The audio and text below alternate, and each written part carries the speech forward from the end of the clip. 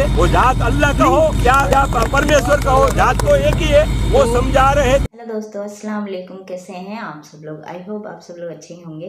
दोस्तों, मैं हूं शमा खान। दोस्तों, कुछ दिन पहले अपने आप को सनातनी कहने वाले बाबा रामदेव जैसे पंडितों के हमने बयानात सुने थे और उन पर रिएक्ट किया था, जिसमें मुसलमानों को मारने काटने की बात कही गई थी। नमाज के खिलाफ मतलब उन्होंने उल्टा सीधा बोला था।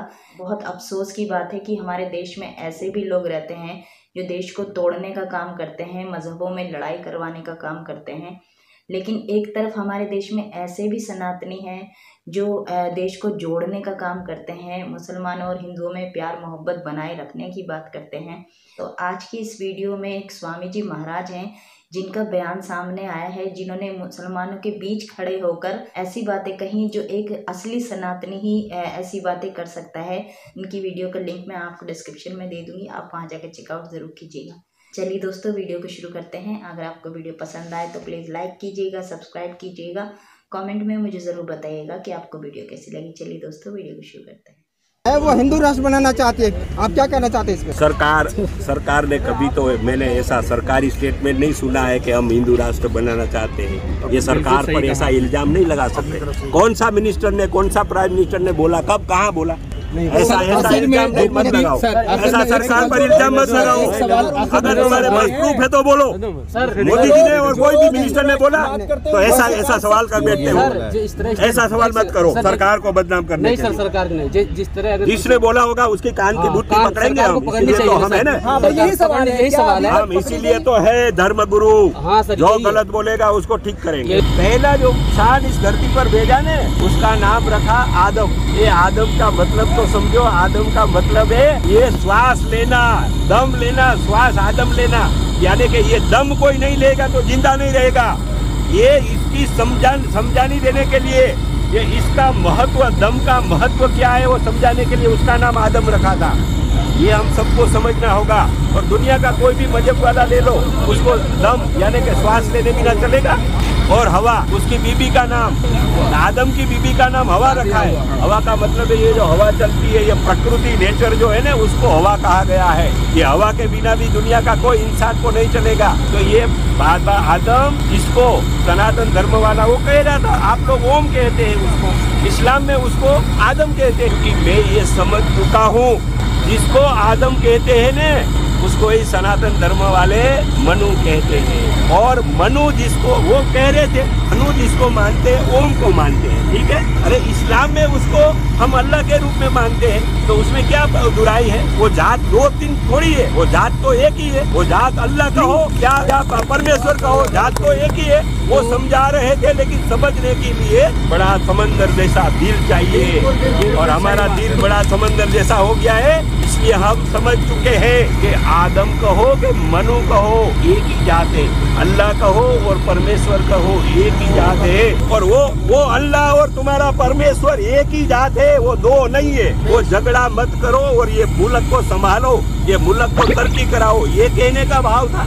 समझाने की कोशिश की, लेकिन वो समझने के लिए समंदर से भी बड़ा दिल चाहिए और ऐसी समझनी चाहिए। हर एक धर्म की गहराई में जाना है। कौन सा नाम कब दिया गया, क्यों दिया गया? ये जगत का मालिक एक ही है, जगत का मालिक एक ही है। वो दो तीन नहीं होते, नहीं थे, अभी भी नहीं है और नहीं होंगे, वो एक ही है। अरे यार, इसको इस्लाम में अल्लाह कहते हैं, सनातन में तुम परमेश्वर कहते हो, तो वो जात एक ही है, वो समझना है। और वो जात सारी दुनिया बनाई, सारी दुनिया को चला रहा है। उसने वो पहला इंसान धरती पर बनाया, उतारा, जो कहो, उसका नाम आदम रखा। तो इसने सोचा नहीं होगा कि ये नामकरण मैं करने जा रहा हूँ।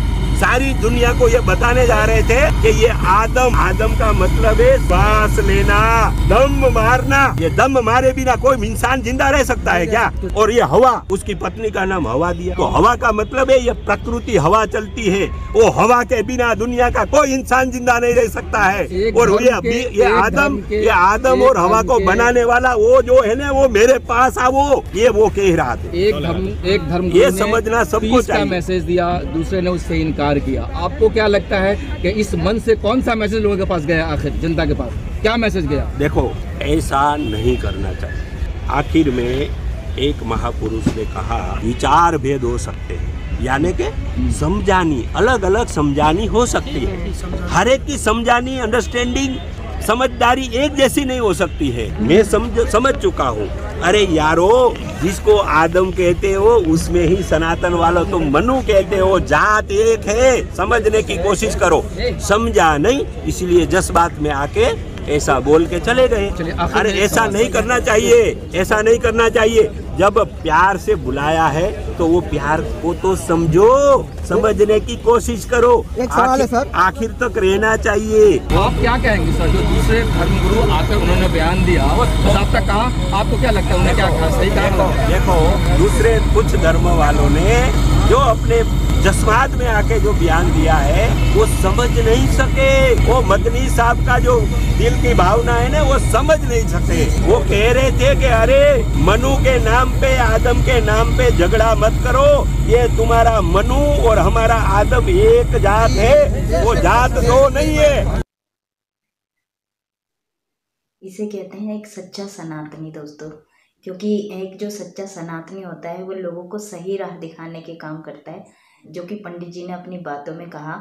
जो मौलाना अरशद मदनी साहब ने अपने जलसे में बात कही, तो उनकी बात को समझाने की इन्होंने कोशिश की है कि अल्लाह और भगवान एक ही है, बस हम अलग अलग तरीके से मतलब उनको पुकारते हैं। जिस देश में हम रहते हैं उस देश में हर तरह का मज़हब के लोग रहते हैं, हिंदू, मुसलमान, सिख, ईसाई, सब तरीके के लोग रहते हैं और बड़े ही प्यार से रहते हैं। तो कुछ अंधभक्तों की वजह से हम अपने प्यार को क्यों ख़त्म करें। चाहती हूँ कि इस वीडियो को आप ज़्यादा से ज़्यादा शेयर करें कि जिनके दिलों में गलतफहमियाँ हैं मुसलमानों के खिलाफ, उनकी गलतफहमियाँ दूर हो जाएं और मुसलमानों और हिंदुओं की मोहब्बत जो है वो बरकरार रहे। तो चलिए दोस्तों, आज के लिए इतना ही। आई होप आपको ये वीडियो पसंद आया होगा दोस्तों।